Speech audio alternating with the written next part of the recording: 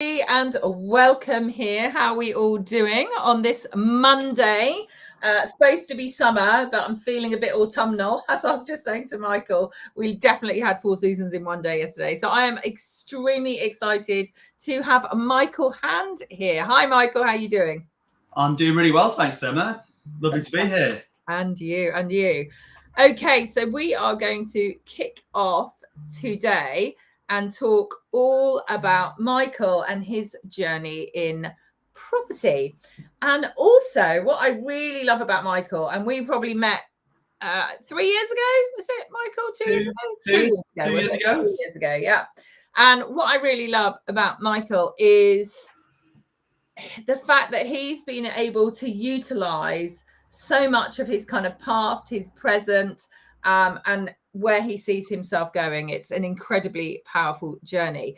So we will be jumping into that in a moment. So Michael, please, just for anyone who perhaps doesn't know you, do you want to give yourself a brief intro just to let people know a little bit more about you? Yeah, absolutely. And yeah, thanks again for having me on here, Emma. But yeah, I suppose high level, my story, if I was on X Factor, would be I had a corporate career in media and marketing for 20 years in London, running various size businesses. COVID happened, as many of us did, spent a lot of time at home with the family. And for me, it was a big time to reassess. And then it was at that point I sort of jumped out of the corporate world, and at the same time, we're doing a big project on our own house, and I really, really loved it. Unlike most people who are terrified by doing any sort of work on their own home, I actually felt very, very alive and just felt something hit me. And it was on the back of that I decided to jump sort of feet first into the world of property, which is where we met. And yeah, I won't go into the whole potted history, but sort of went quote unquote full time into the world of property and went deep into learning the different tactics and skills and ways you can make property work, which is of course where we met. So yeah, that's the very, very high level version of my my little story. Fantastic. No, absolutely. So let's jump straight in. So I love that story. You know, there was a lot of people, wasn't there, over COVID, that you suddenly realized that as much as those quick rushed weekends, those kind of long holidays when you're working, actually kids are really fun to be around and you can have a really nice time. And when we were sort of had them over the COVID time, it kind of made you realize that actually you want to spend some more time with them. So you literally jumped ship. And I remember when we met, so I used to mentor for Touchstone, and that's where we met. You came to my table, and I did some mentoring with you. And yeah, I remember you coming in really kind of like bit like rabbit in a headlight. Oh my gosh, I've made all these decisions. I'm not quite sure what to do. And yeah, so tell us where you were then, because you basically, that's quite a big scary jump. You literally had what I would consider to be a pretty prestigious, really well paid job, and then suddenly you decided to make some changes. Tell us about that. Yeah, I mean, and by the way, I'm not advocating this for lots of people because yeah, you know, you get to a certain stage in life where you've climbed the corporate, you know, ladder, you know, you're earning a decent amount of money and you've got a lifestyle that's aligned to that as well. And so making the decision to sort of move out of that world it's quite a brave one. Some might say fairly stupid. I was really fortunate in that my wife kind of realized that, you know, I was fairly unfulfilled, but also I had a lot of energy and passion for doing something else. But the strange thing was I didn't really know exactly what that looked like or where that was going to be directed. And I think where you were brilliant, actually, and I you know, I'm not going to spend the entire hour talking about how amazing you are, or probably, you know, 55 minutes perhaps, but was you were really helpful in sort of helping me recognize, actually, you know, you've got this, you don't have to sort of completely leave that world that you were in. But you also helped me gain some clarity in terms of how I could harness that and sort of point it in the right direction as it related to property. So I think one example that really sticks in my mind actually was because I'm from Manchester originally. but live down in Hertfordshire now, and we've been based here for about 10 years.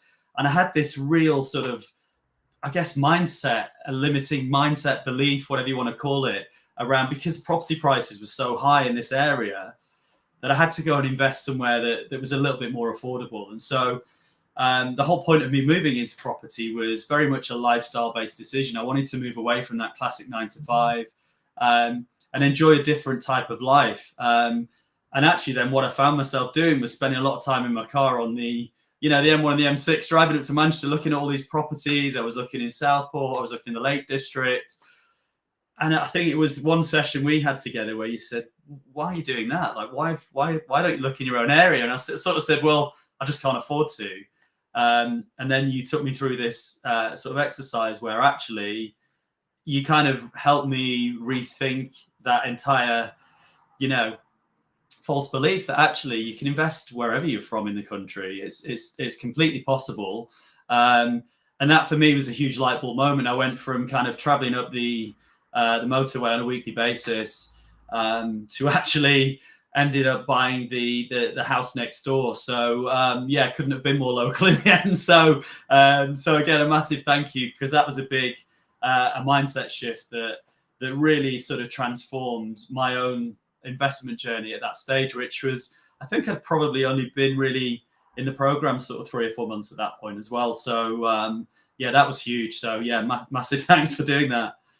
And it is really interesting, isn't it? And I do love sort of new people, new mentees and things like that, because I love digging down and understanding what resources we have, because we tend to, don't we, when we start something new, it's almost like we forget everything that we've had before, and it's kind of like, I know nothing, and it's actually it tends to be that we know a lot. And the local thing for me is huge. Everyone seems to think, oh, well, let's pay for a course and then spend my whole time going up and down, as you said, the country. And I say to people, did you pay all this money to become a taxi driver? Because that's inherently what you're doing. And you miss out all of those, what I call creating your own luck. Because when you're looking next door, as you literally did, you'll find that so many opportunities come up. So I think that's really key. But one of the things that you and I remember that was very interesting with you, there was two issues that you kind of said, and so one of them was you were kind of like, well, what am I going to do for kind of money? I mean, I've got a bit of money, but it's not going to keep me sustainable. And there was a couple of things that I know we looked through with that. So one of them, we looked at your own property. And we'll talk a bit more about that. But the one that I really loved, and I don't know if you remember, but you had this light bulb moment, is I said, you've worked with a lot of quite, successful people, haven't you? And I reckon that they might have money. And you were like, you're so right. Yes, there are a lot of people that do those things. And suddenly, whether you've, inherently borrowed from them or not, I don't know. But it suddenly kind of, for me, was a light bulb moment. How did you feel initially, knowing that you potentially had quite a limited pot, to then sort of having that mindset where actually, there's a lot of money out there. It's just knowing where your money is. Yeah. I think that was a big light bulb moment. And I think, and actually another one that you are wholly responsible for actually was, you were talking to me about what was your previous career and what did you do? And then I think one of the things, bizarrely, when I started in property, I had an idea of the brand I wanted to create, the values that sat behind it, the ability to kind of do, unsurprisingly, having spent so long in the marketing space, but I was able to put that together and tell a story quite quickly, because I knew in my heart what I wanted the business to be and what I stood for. And I remember you looking at that and going, oh, wow, that's amazing. Why don't you offer that as a service to other people? And I was sort of like, oh, okay. And then round the table we were sat, a couple of people said, oh, yeah, I'd love to work with you. And could you help me with my brand? And it was, and so you were responsible for another business that I ended up creating on the back of that as well, that was aligned to property. And that's where, for me, what was really sort of magical was this overlap of, actually, when you look back at your own history and talking about resources as well, you know, for me, there was nothing sort of lost from moving from one career into this. It was more taking a step back and thinking, actually, where were my strengths, contacts, and network, and how could I leverage that and point it in the direction I wanted to go as well. And the beautiful thing was that how can I help other people in the property space as well? So for me, there was this amazing triangulation that was happening of sort of me learning, me working with other people who were on a similar journey, but also, you know, dedicating all that time and passion and energy still into property. So, you know, you were massively responsible for me thinking about that. And yeah, I mean, in terms of network and people and everything else, I think, you know, I'm sure there's other people who maybe on this call who will feel this, but when you go from, you know, one particular space, or, you know, you're in a particular industry or career, you really attach your identity to that. And all of a sudden, trying to reposition yourself as something brand new, especially when you're early on in that journey, is quite challenging. So for me, one of the biggest things was sort of having the confidence to actually openly state, even on, you know, a social media post, oh, I'm a property investor, because I felt in my head, oh, unless I've got 10 properties, how can I actually say that? But sometimes you have to do that first to get to that stage. And I think that's why one of the things I love about your approach is very much this mindset first. You know, that unless you conquer that part, the other bits, I think, you know, can be more difficult. So for me, your help in being able to do that early on in my journey gave me the confidence to, you know, do all these other things that I actually didn't think possible at that stage in my own property education. So again, thank you. But again, I think where it's at is you're absolutely right. I mean, yeah, massive. You know, I think 10% knowledge, 90% mindset. And what you've definitely had is you went from this kind of position of just, you know, just overwhelmed, like we all do. We start off, there's so many things that you can do. You don't really know what to do. We still, even though, you know, a lot of the conversation, isn't it? Get rid of your preconceived ideas, but it's so hard to get rid of our preconceived ideas. So there you are going up to, you know, Manchester, and I you know, and seeing you there, just a little bit kind of frustrated and not really seeing that direction. And I absolutely loved it when you said, oh, yeah, maybe I could help other people with this kind of, you know, branding and marketing and all of this. And the fact that I think 4 out of and there was you and me, so there's only, I don't know, let's say 6 people, 4 out of the 6 went, well, we'd like that, Michael. It was just amazing, wasn't it? And then to see, you know, you helping so many people in the Touchstone community and further afield, I mean, that was, you know, really tremendous. And I think actually when you utilize those skills from the past, it means that you don't feel like this total new beginner, and you can grow. And I've absolutely loved watching all of your progression, because yeah, we've kept in contact, obviously, but I've seen it through social media, and that's actually a really nice way of stalking you. I quite like that kind of, you know, that way. And certainly what I see in you is you definitely have this underlying, now whether it's actual or whether you really have to work at it, you've got this massive underlying confidence, not arrogance. That's totally different. But you've had some really tough times, but you kept going. You haven't really known which necessarily what is happening, what's not happening, but you've had this absolute vision and you've kept going with it. And I say, you know, credence to you. It's been such a lovely thing to watch, and taking on, you know, what for most people would be, you know, enormous projects. They are big projects, but you've literally taken them on and moved forward with it. So, you know, huge congrats. But let's jump into the juicy bit. Yeah. And just to let Adam know that this is not pre-recorded, we are live, but I have to do a bit of a roundabout way to respond to Facebook. It's easier for me to respond during the session through YouTube. So if you're watching, we've got it live currently on Insta, YouTube, Facebook, and LinkedIn. So you have choices everywhere. So do talk us through then your first project. So you basically decided to kind of come closer to home. Now, please explain the story of how you managed to come like really close to home.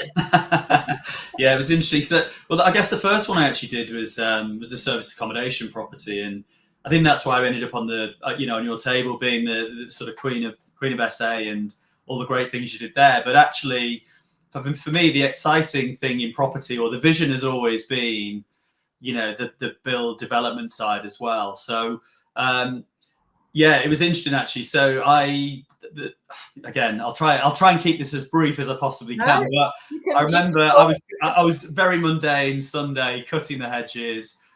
The green bin was overflowing, so I just knocked on my next door neighbour's front door and to ask if I could borrow hers, because I just needed some more space. As we always did, we sort of got chatting, and she sort of said, "Oh, I'm thinking about sort of selling and moving to be on the coast with my daughter." So I said, "Oh, that's interesting." I said, "I've just, started property investing," and we literally sort of, laughed and a joke. "Oh, maybe I could buy a house then." Slept on it, couldn't sleep that night actually, went back the next day, but couldn't.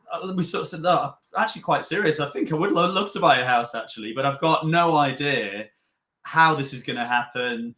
But one thing we always had is a brilliant relationship, and I said, "Look, could you give me a couple of weeks? I'll come back to you." And I suppose one of the first lessons I learned actually in property was I remember speaking to probably 2-3 different brokers.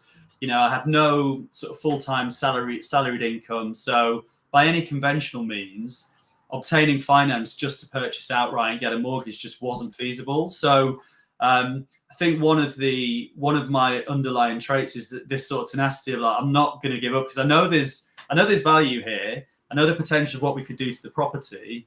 And at the same time, I was sort of learning a little bit more about commercial finance, the different types of products that were available. And it was literally, again, that thing of keep taking action, keep having conversations, don't take no for an answer. And I remember being at a local networking meeting and just talking to a guy in the break who happened to be a broker. And he said, "Yeah, I've actually got a lender who is really big on the southeast of England. If it's a premium style property, I think they might be interested." And true to his word, we got on a call the day after and started a conversation, and actually became apparent that, whilst by conventional means I wasn't able to get a mortgage, based on what I wanted to do to the property and the end valuation, or GDV, that we create based on what we wanted to do with it, meant that actually there was a way that we could make the sort of finance structure work. So yeah, very, very sort of, I guess, high level was that I'd gone from driving up the M1 to instantly knocking on a neighbour's door. She wanted to sell. We found a way to, a price that worked for both of us. And then I actually found a way to structure the purchase, interestingly, without not actually putting any physical money into the deal myself, to be able to fund the development. So can I just repeat that? Because I think this, for most people, and that's where I think it's really interesting for us to talk more about this, because I remember when I very first started out, I think it was Kevin McDonald, Progressive. I remember watching a video, and he kept saying it, the money's in the bricks, the money's in the bricks. And at the time I kind of was thinking, well, yeah, I kind of get it. But then over time, I really started to get it. And you inherently had a property that had a huge amount of equity in it, didn't you? So you had quite a bit of equity. But of course, as you said, you weren't able to necessarily get it out in a mortgage, because that's kind of the normal and also the cheapest way. Yeah. But people are often fearful of, say, bridging or different kind of lending because it's a bit more expensive. And my favorite saying is to say, don't worry about the cost of the shovel when you're digging for gold. So it might cost a little bit more, but actually overall, it pales into insignificance if you can really get it right.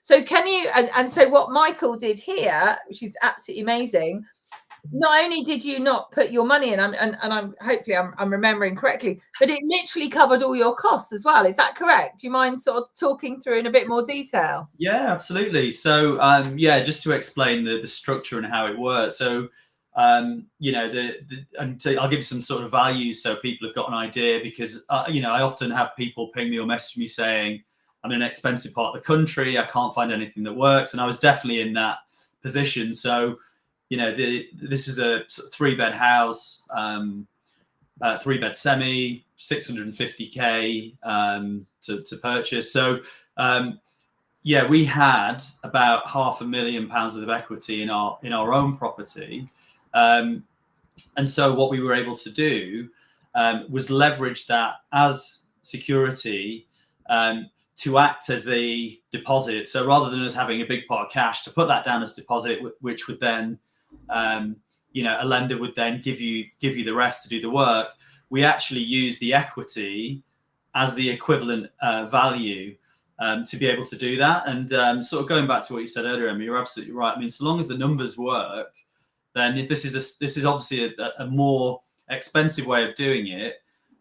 But if all the numbers stack, then it's kind of it's almost irrelevant to that point. So so for me, it meant that we could use the equity in our house to put that down as a deposit, and then the lender then funded everything from stamp duty, the cost to purchase the property, the amount to develop the property, which was ended up being about 182k, and covered the legals as well. So it literally covered everything in terms of the purchase and the development of the property over a 12-month period. So yeah, the work took just under 6 months, and then there was the sale period at the end of it.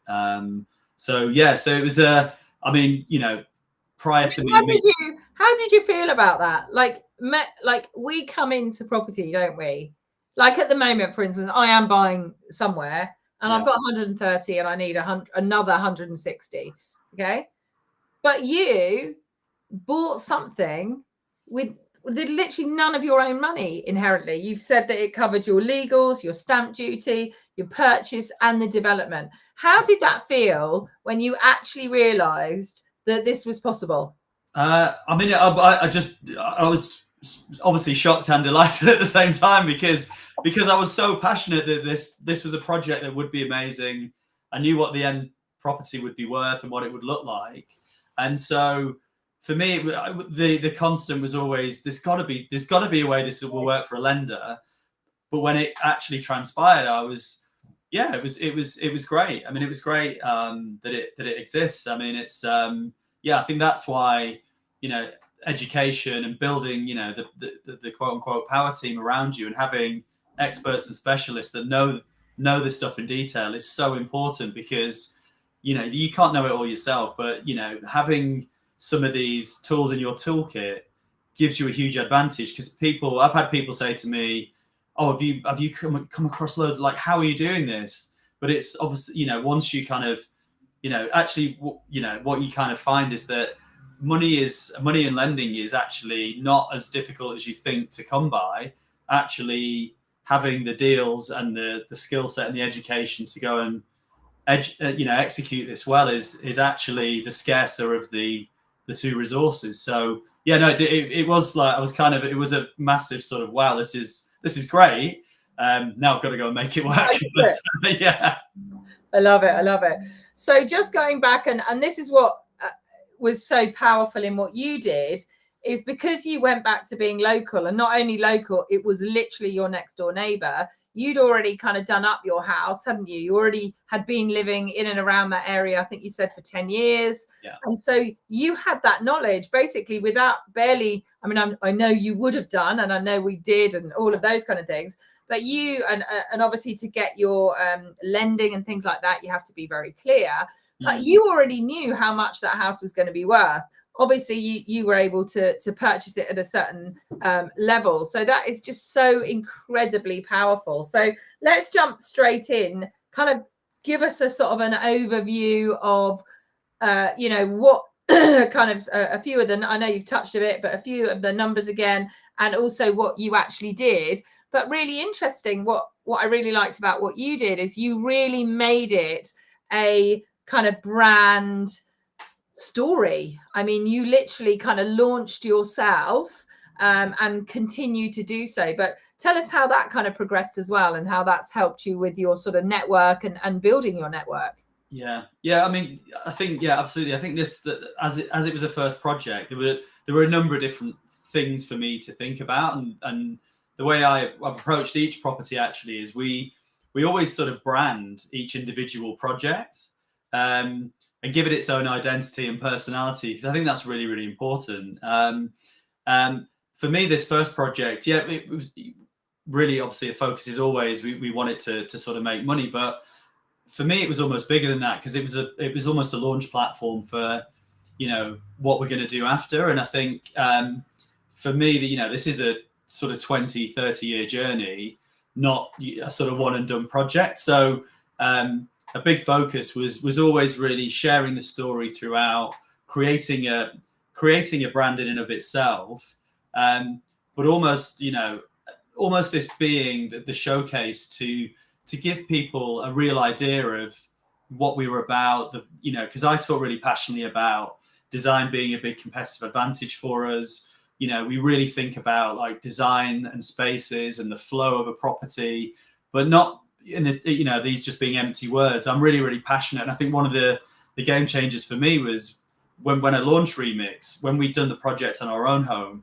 We really felt as a family the enormous power of having an improved environment meant that the way we lived together and the way we enjoyed life day to day was just massively improved. And I really wanted that to be the starting point and at the core of Remix. So, when we took this, sort of tired 3-bed semi, it was, okay, how do we now create a really wonderful, living environment for a family in the modern era where, people work from home more than they ever did, where mum and dad might want a sort of separate grown-up living room where the toys are. So we really think about, like, how does someone live there first, and then how do we design around that? So and that's what we did. And so it was a really enjoyable project. I think actually doing it next door was almost too close, because it was so all consuming that I was popping around, like I even cut a panel out the back garden fence so I didn't have to keep walking around the front of the house. I mean, it was it was a bit much, but it was great. And I'm always in the detail of any project that I'm doing. So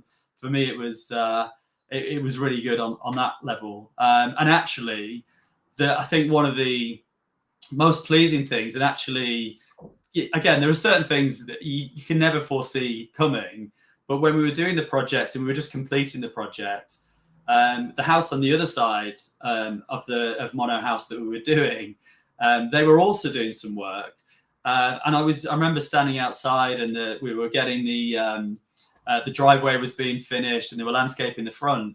And the contractor who was doing the house next door, we just started chatting, and I'd found this other deal. And I just sort of really struck up a great conversation with him quite quickly. And I'd sort of interacted with him a little bit during this project. And what I loved about him, he was always, he did what he said he'd do. He was always very timely in his communication, really nice guy to chat to. And I just said, just out of interest, you couldn't just price this project up for me. And we literally got chatting, and I got a really good sense from him, but I could tell he was really interested in potentially working on this project, and he priced it up. And he came back to me the same day, which, anyone who's worked with sort of contractors will probably know that doesn't typically happen. So that for me was like, wow, this is impressive. I like the way this guy works. And long story short, but we ended up talking a lot. We ended up going for, a few coffees. And he ended up sort of partnering with me on what was to be the next project on the back of that conversation, which again, just literally happened, sharing with somebody openly, here's what I'm doing, this is my focus. What was funny though is that he thought that I'd been in the game for like 10-20 years, because he'd seen this branding everywhere, and high vises with Remix Groupon and all this sort of stuff. So I'd obviously created a good impression, because he thought I was Mr. Experience, when in fact this was I'd only been doing it sort of 18 months at that point. But it's funny how these things play out. But I think what it does pay homage to is, kind of, I guess, being consistent, sharing your values, telling your story, and doing it in a very clear and sort of consistent way. So, yeah. Amazing, amazing. And I it always makes me laugh because I feel almost frightened for you to go out of your road. It just seems that, you buy the next door and then you find the next door but one, you find your next business partner. I mean, that really is quite tremendous in how to keep it local. So yeah, absolutely amazing. And just going back just a step, when you talked about this kind of family environment, and exactly what you have done is so very important. I do a bit of kind of binge watching on certain property programs, and it was very interesting. Oh my gosh, I'm going to forget her name. It's a lady and a man that do. Oh, that's not really good. Anyway, I can't remember, but they basically. Kirsty. Yes. What's her name? Kirsty. Phil and Kirsty Allsop. That's it. Yeah, Phil and Kirsty. And it's so true. Just these houses where you have, like a little kitchen, and it can be so simple, even just one kind of wall down. And there was another occasion that I remember really clearly where they were going to put a door into the living room, and she was just, and I kind of thought, oh yeah, that looks interesting. And she was just like, no, because you're basically going to make it's just going to become a corridor. And just some of that kind of forethought is just incredibly powerful. So for the fact that you were able right from the off start to see that, to understand that, and to keep that, I think is really incredible. So what did you actually do to the house? I know it was a complete refurb, but could you just give us a bit of a top line stuff? Because it wasn't a light refurb, was it? No, it was pretty full on in the end, actually. So yeah, it was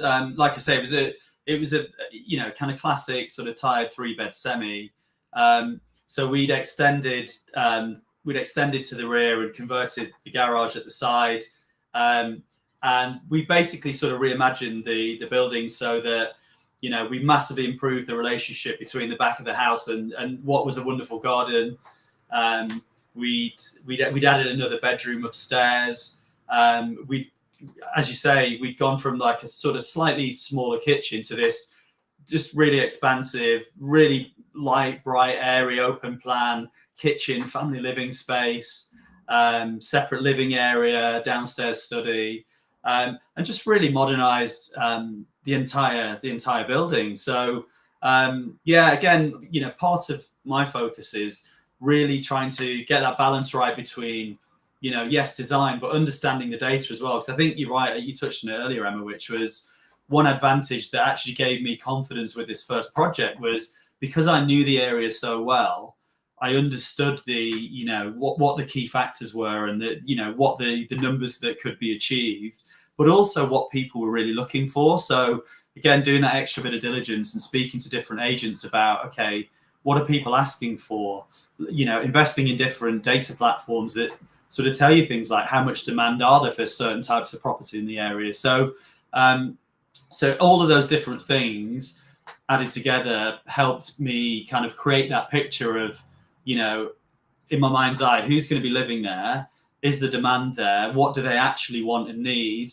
And what people are prepared to pay for it. And so the great thing I love about property is there are enough data points out there, if you do the work, to get quite a good degree of certainty. Now, all of that said, I'm going to just completely rain in my own parade a little bit. It's, we got to the middle of last year, the whole Liz Truss thing, the market was just horrific. So we didn't actually achieve quite what we wanted to with the property in terms of sale price. We still kind of, it still did okay, but it wasn't as amazing as it could have been.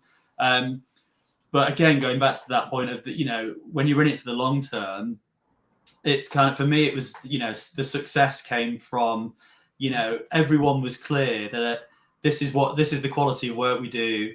So in terms of, raising investment and private finance, that gave people confidence. Obviously, I met my business partner from that as well. And so there were so many other additional benefits on, beyond just the commercial aspect that made it, for me, a really big success. And, as you know, Emma, every single thing that you do in property, you're always learning. There's always something that you're picking up, or I could have done this a little bit better, or maybe we'd do this slightly different, or wouldn't work with that person again, or actually this was amazing. And we've, there were so many high points across the process. That it was a great way to kick off. Amazing. And I love the fact that you brought that up again, and that's something I do talk a lot, because for me it's starting off with those foundations, isn't it? So it's understanding your area, and then like you mentioned, it's kind of like a lot of people are like, oh, that's too expensive, but inherently it's understanding your area, and then what the needs and the demands are within that area. So it might be that, most people, let's be fair, on average, it's kind of a 3-bed, if you're an investor, 3-bed terraced house, for instance. That's kind of what everyone's looking at. But everyone is looking at that, aren't they? So, you're going to have families looking at that. You're going to have investors, social housing, just a whole array of people. And it's looking at, well, what is it that is needed and is seen? Because it might actually be, so for a while, like 1-bed flats, they tend to be stickier in some places than say a 2-bed flat. So for instance, if you could find a big 1-bed flat and convert it into a 2-bed flat, then potentially that is something that will do really quickly. So that's exactly what you did. You were out there understanding to a minutiate level that you need, X en suites, you need this kind of big open plan. And not only that, you, as you mentioned, brought in this whole branding. I mean, you're the front, what do you call it? The pavement power, or whatever it's called, is unbelievable. When you walked past that house, it's absolutely beautiful. There was no way that you couldn't walk past and go, wow, that is a stunning building. You absolutely finished it right to the end. And that's what makes all the difference. So there's going to be lots of people out there, Michael, who literally never sold their properties, or really took a massive loss. But because you'd done all that due diligence, even when there are these kind of troughs and waves going through, you actually were able to still complete that project. So, real congratulations to that. And I absolutely love the way that, I know you mentioned it, but Mono House, kind of, it was always like, oh, what's happening? But it's, it's exciting. You kind of get drawn into this story as well, which is really sort of powerful from your sort of, branding and marketing element as well. So yeah, really congrats on that. So tell us about how you then got into the next project and how things have sort of developed since then. Yeah, so the next project was quite a big leap forward, actually, in many ways. And I think, again, it's worth talking about, actually, because the mindset piece, when I think back to that first sort of, those first few months before we connected, and, like what I thought wasn't possible. Like, the second project was actually plot of land, derelict caretaker's house, that had been part demolished, and already had planning actually for 2 4-bed semis. And so, this was a leap up in terms of a potential scale of project. Again, purchase price, so it was for sale at 1.4 million. And yeah, again, it was for me, and the real spirit of Remix and what we're about is how do we bring a fresh take to something. And for me, this is a really great example of, an unused plot of land in a really prime part of, rural sort of Hertfordshire. And yeah, it was just, again, it was one of those things where I felt like there has to be a way that we can make this work. It was actually on Rightmove, which is pretty incredible. It'd fallen through a couple of times. And I remember going to see it with one person, and, he wasn't quite the right partner to work with at the time. And he was, probably quite rightly, a different stage of life, more in a sort of, I guess, fearful mindset and why this wouldn't work, which is great because I'm always probably more the optimist, even though I spend a lot of time on the diligence side. But again, there was this thing of like, no, this is an amazing street in a prime part of town. There is a way this will work. I just need to really think through what it is. And so, again, I found the right partner to work with this on, and we ended up purchasing this. And so what we did, though, to create the additional value, to actually make the numbers stack, and I think the reason it fallen through a couple of times was that the planning that had already been approved hadn't really maximized the potential of the plot. And so, again, working with my architect and the team, we sat down and really looked at it and thought, actually, what would fit better on this street, and actually, how can we get more from this plot of land and what's possible? So, again, we sort of agreed the purchase slightly below the asking price. We went back in through planning and sort of redrew what was sort of 2 4-bed semi-detached houses. We actually got 2 5-bed detached properties on the same plot. So again, it was just re-looking at the same thing in a slightly different way through the lens of, and the primary question is, how can we add more value? And again, who would want to live here? Who'd want to buy this property? And what would their expectations be? And that's what we've done. So this project's called Pinecrest. We're about 5 months into, so about halfway through the build process for that. That's progressing really, really nicely. So this will be 2 5-bed properties over 3 floors, each with a sort of garden room at the back for, working from home space. And then there's a separate outside storage. Got some quite cool little things in. It's got sort of like hidden utility room, which you'll access through a secret door. And then there'll be some quite cool sort of master suites at the top. They'll have a sort of hotel, boutique hotel style feel. So again, for me, one of the important things is that I don't think the world needs another vanilla property developer who always does things to the lowest standard. So we're trying to bring an element of fun and design that we're ultimately creating a space that hopefully people will want to obviously to buy and live in, but really enjoy being in there, spending time as a family, and really enjoying, creating their own memories in their own lives in those spaces. So I'm excited to see that one finished. So we should be finishing the build ideally at the end of this year, and then going on sale at the start of 2025, which sounds a weird thing to say out loud, but it's actually not that far away, is it? No, this year's going too quick, isn't it? Well, that's, really tremendous. What incredible, your architect must be absolutely loving it to be working with you to come up with all these kind of, as you say, like really fun. It's giving it that edge. And I think that's really key. When there's a demand, to be able to do that edge, you'll really stand out and in theory, sell much bigger.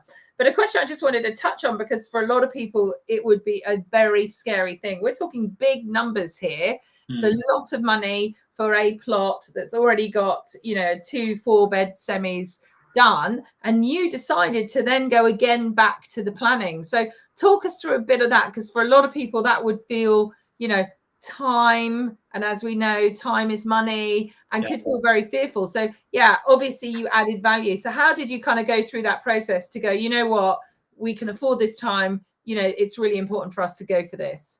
Well, I mean, again, the starting point was really, starting with a question like, what would the best end position look like? And how do we work back from there? Because I think one of the interesting things with this, Emma, was there was so many hurdles. I think at one point I'd given this about a 10% chance of actually succeeding as actually we'd get to completion, because from the point of it was probably a 6-month window from the point at which we'd had our offer accepted to us actually being able to complete on the deal. So in between that, we as soon as we'd had the offer accepted, we put the planning application in. We'd sort of spent the time doing the work. In fact, actually, I think probably one thing. Was it subject to planning, or you had the offer accepted and you did your own planning? We did our own planning, yeah. So we hadn't laid, they wouldn't have accepted the offer had we sort of laid conditions in there. But one of the interesting things actually was, and again, this was, again, one of the questions I always ask is, what can we do differently? Like, surely loads of people have looked at this. There must be a reason why it doesn't work. But you could easily stop there and write it off and go, well, based on what planning, what's on there now in the drawings, it's probably going to be quite tight. But I actually found out who the architect was who'd done the original plans, phoned her and said, if you were doing this again, and I actually said to her, what was your brief? Because obviously the school was selling this plot. What was your brief from the school? because it felt like they'd just gone through the motions of, can you put something through and we'll get it through planning, because there's an uplift for them, which totally makes sense and is fair. But then I also said, well, look, if you were doing these plans again and you were maximizing the value, what would you do differently? And she actually started telling me these, well, actually, I'll probably be able to do this, this, and this. And I sort of said, well, was there a limitation on how, could you not go up another floor? Was that the problem? It's like, no, possibly, yeah. It wasn't somebody told me no. It's just that this is what we did. So I suppose that's when there was a few light bulb moments of, okay, well, but they've not necessarily thought about it in the same way. They've not tried to maximize the value of what's potentially there on the land. And so, yeah, we did go through planning again. Then we had, challenges with, the sort of biodiversity net gain. At one point, we thought it wasn't going to happen because we needed to have a bat survey, and the bat survey season is a very limited window, and we were literally right at the end of it. So we'd have had to wait 8 months, which would have meant that the whole deal would have fallen apart. We had one round of funding that fell through at one stage. I can't even remember why now, but I remember sitting down and literally I got 3 pieces of blank A4 paper, because it started to get to the point where it felt really overwhelming, to the point of I can't see a path through. I just can't, at this point, I can't see it. And so I went back to something that someone taught me many, many years ago, which was, get a pencil, get some paper, actually write down what the challenge is at the top, and then figure out how many different ways. So by sort of decoupling these 3 challenges, I sort of took on each one and was like, okay, well, what do we need to do with this? And became very detailed, but also just process driven in terms of, okay, like, let's not get worried about this individual thing. Starting with the point, is this impossible? No. Okay, what do we need to do next? Okay, what do we need to do next? And so each of these things, I remember over a 2-week period, we sort of knocked each of these potential hurdles down, and all of a sudden it's like, great, this is back on again. This is amazing. So yeah, I mean, it was an amazing, like, that sort of roller coaster of about that 6 months was a real emotional roller coaster, because, like you say, you're absolutely right. There's a real time investment, and so had that not come, had we not got through that, then the other way of looking at that same thing is, well, I've just wasted 5-6 months of, full on energy of, you're paying people to do things throughout that process for you, from legals to architects and other people as well. So there is an element of risk, and you can be in a dangerous position of like, well, I feel so over invested in it. It's called sunken cost theory, where you think, I've got to make this work regardless now, even if that's not the right way forward. But thankfully we did work through it. We did work with the planning department really well, and I ended up meeting the planning guy, and he came on site and we worked through some of the challenges. And yeah, it was a brilliant learning experience, because doing it on this scale was very different from what I'd done with the project next door. But I think if you kind of work with the same intention and values and open level of communication, I think that can really help you sort of navigate some of this stuff. Because again, I'm not disparaging anything in the industry, because it's challenging, but it's not rocket science if you can spend the time either learning some of the stuff yourself or knowing enough, but then finding the right expert who can help you on that journey as well. So there's always someone else who can help you, and you can pull in their expertise if you can find the right people. So yeah, it's been a very I'd say extreme level of learning, but honestly amazing, so exhilarating, and really fulfilling, just knowing that there's that level of development and education that's happening by taking action. Amazing. Wow, tremendous story there. But a couple of points I just wanted to raise, because people can be really fearful of this kind of planning. Oh, I've got to wait until I've purchased it before the planning. Now, it definitely is a bit of a leap of faith, and definitely for you quite clearly saw that that money could have been lost, and it can be expensive, and they weren't going to accept a subject to. Yeah. But it can be a really amazing strategy. So, for instance, in one of my areas, there's an article for HMO, but they're very specific what you are required to do to get the planning permission. So as long as, again, like you've said, you're educated, you really do the due diligence, you really understand, you make friends with the people that you need to. So whether it's the planning officer, whatever it is, that can really give you that point of difference. So as you mentioned earlier, there is money out there, and quite often it's the deals that are more challenging to find. So if you're able to create this deal and for instance do this kind of planning gain in between, then that can be a really tremendous way of going forward. And another thing, and I thank you for being so honest, because it is sometimes challenging, isn't it, to be really honest about your situation. Now I found that there just is a constant level to put it, of things that go wrong. Yeah, I mean, there literally just are. And if you are going to sweat those small things, it's not the kind of business for you, because there is, and I feel very fortunate. And I think in this last year or so, maybe a bit longer, there's been some big time, very successful developers, investors who've gone under, and not really because they haven't done their due diligence. It's just been, things have been quite challenging and they've just gone a little bit over their head.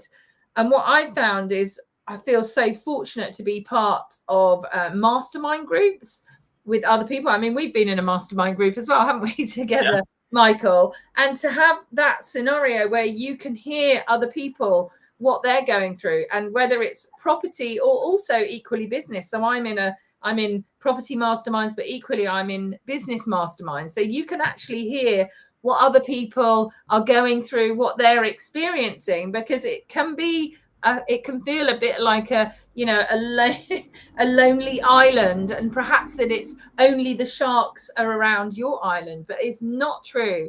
It happens to everyone. And that is this old saying, it's not what happens to you, it's how you react to it, is literally so true. And it is looking at those, and I was listening to somebody really famous yesterday, but I'm forgetting who it was. Who was it? Anyway, one of the who was it? Anyway, it was a I know who it was. It was the CEO, or who's now not, who stepped down, but the Brewdog chap. Okay, yeah. I can't remember his name. But one of the things that he was saying is exactly like you, is just seeing where all the problems are. And two things really. One, knowing that you're going to get through it. Like, it's just having that knowledge that you're going to get through it. But you still have to take action on the things that are a problem. Yeah. Find solutions to them. And those two combined, because what I very first started out with is just thinking, oh, this is just terrible, a bit of a victim mode and all of those kind of things. Whereas now, I mean, let's be fair, there is the odd moment where I think, oh my gosh, what is going on? But I just know that as long as I keep going, I'm gonna find those solutions. I'm gonna get it there. And I think, it's amazing. And in fact, I did a meme as well. I'm going to try and find it now. That somebody said on a mastermind that I was on the other day, and it just really tickled me, and I had to put it out. And it is everything will be all right in the end. If it's not all right, it's not the end. Nice. I like that. Well, one of my favorite quotes, and is an Chelsea football manager called Gianluca Vialli. Right. He sadly passed away a few years ago, and he was fairly young. But one of his sayings was, hang on, I'm going to completely butcher this. It's either you never lose, you either win or you learn. And I like that. You never lose, you either win or you learn. And it's one of those sayings that's just stuck with me, because I almost wake up with an expectation of there's going to be challenges, or there's going to be things that do go wrong, but it's 100% just in your response and reaction, isn't it? It's kind of, if you just keep going, then it's going to be fine. But obviously, I think, I don't want to portray this idea of like there's a level of sort of, blind faith here, or being gung-ho is the right way to go, or don't be fearful, because there's a reason why fear can be a really helpful thing to ensure you you walk away from certain situations or deals. But it's just striking that balance, because, you know, it's pretty rare you're going to get the perfect, like everything absolutely lines up every time. Because there are deals where I've walked away sort of further down the line, having spent money on it, which is really hard to do, because you kind of, well, I certainly am. If I start a project, I get quite I know you're not supposed to, but I don't believe that you shouldn't get emotionally attached, because I want to be emotionally attached. If I don't care about the project I'm going to do enough, I'm not excited about it, then I shouldn't be doing it. So, but sometimes the data and the numbers or something else comes up that you can't ignore that new bit of information. So, you know, but it is, you know, but you can also be paralyzed by fear to the point of never getting started. So I think for me, it was a case of, how do you, you know, assess the potential downsides and understand that there are elements that are always going to be, particularly in development, there are always going to be elements out of your control. But how do you de-risk that? So, for example, with my joint venture partner, one example of that is, like, now, because he has a construction business, you know, we've got very different skill sets, but we're very, very closely aligned in terms of values and vision of what we want to do. But because he's equally as invested now, he's equally motivated to do the work to an incredibly high standard and at speed, which, you know, when you're financing a project, both of those things are really, really important. Versus on my first project, you know, I was paying a contractor as just a third party who, you know, they did overrun by 2 or 3 months, didn't really matter to them because there was no other incentive for them. So, you know, so for me, that's smart business, because I'm protecting the downside. Yeah, well, of course we're going to split the equity, but I'm more than comfortable with that. I'm not a greedy person in that respect. I'd rather enjoy the process. And I've loved working with somebody else to be able to get their insight and expertise. And like you say, Emma, sometimes in property, it can feel very isolating, and, you know, you can feel like you're on your own. And so for me, with the sort of personality type I am, partnering with somebody else where I can, you know, chat to them about, you know, how we're doing this, how should we finish, I've absolutely loved it. So but it's just taken time to go on the journey and find, you know, who's the right fit, what kind of style, you know, do I have, and are there other people out there that complement that? Because for me, that's been a really important evolution in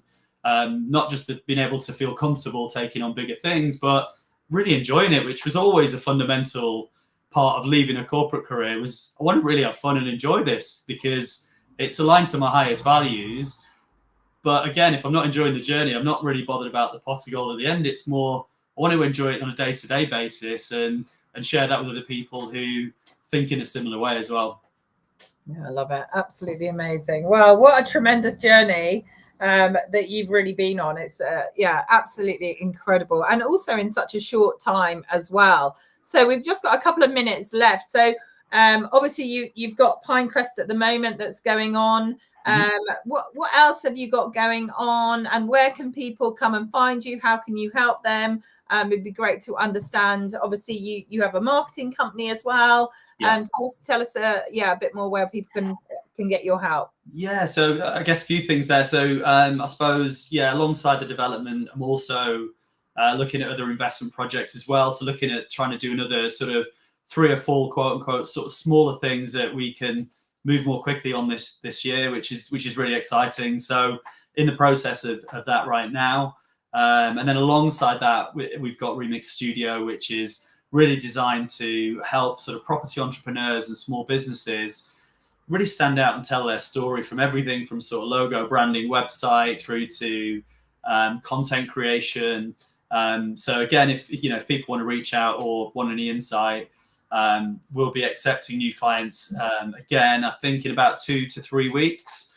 So you can sort of apply for that. But yeah, you can find me on Instagram at remix.group.uk.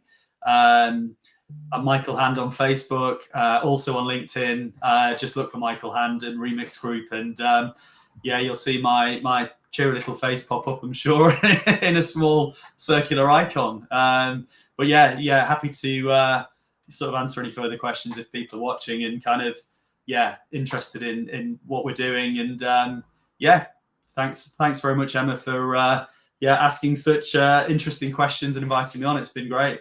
No worries. And just to let you know, sorry, I forgot to mention that we have had some further comments. Lots of people loving it. So Samantha had said absolutely loving it. And Yuri has also said, thanks for sharing how you add value to your projects by understanding the demographic of your customers, well, basically your buyers. So yeah, absolutely. I concur with that as well. So Michael, thank you. It's been so lovely catching up, and I look forward to continuing to be watching your really tremendous journey. I know that this is just the start of your journey. As you've said, this is going to go on. This is the rest of your life. And also the fact that you've reminded us that there can be some hard times. It can feel like a bit of an island, but inherently it should be fun. And that is such a big thing for me. I don't want people to come out of one drudgery job into another drudgery job. And that's where it's so important for you to do all your work at the beginning of your journey to understand exactly where you want to go, what you do, and if it reflects who you are and what you like doing. Because there's nothing worse than going from one unhappy pot into another unhappy pot. We don't want that. So yeah, absolute inspiration. So please, guys, do go and find Michael, go and follow him. If nothing else, it's absolutely awe-inspiring seeing what he's doing with his projects, but also the way he's branding them and growing that network of people that are following him. It really is very, very tremendous. And I really enjoy that. So thank you so much, guys. Really good to have you here again. And and here's till next time. Thank you so much.